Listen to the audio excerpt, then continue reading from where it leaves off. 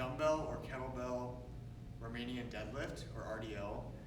We're going to talk a little bit about the technique with our arms and how we hold the weight to start.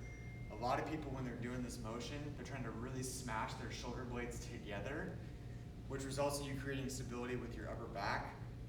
I don't like that cue for a lot of reasons, but for simplicity's sake, we want to get really used to having our lats be engaged to create stability through our spine, just due to the anatomical position of the lats and how big they are in nature compared to how small your upper back muscles are. So how we get those lats to fire is when you're standing, you want to reach toward the ground as hard as you can.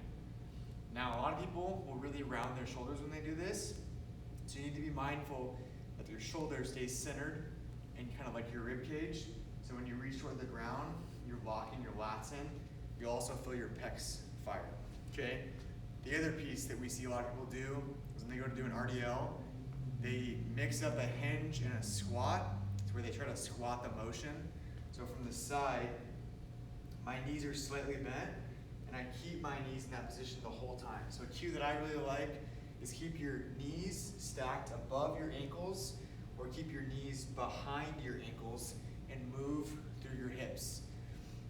Another cue that kind of hammers home to people is you are out in the car, your arms are full of groceries, you need to close a door, so you kind of like smack the door with your hip.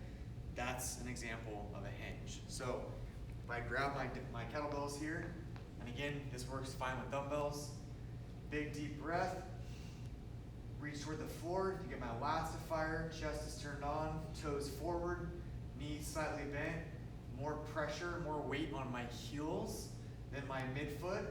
And then I'm going to keep my knees stacked above my ankles or behind my ankles, sitting back into my hips, lowering down as far as I can while maintaining a neutral spine position. We do not want your back to be rounded. Back to the top. Finish with your glutes, not your low back.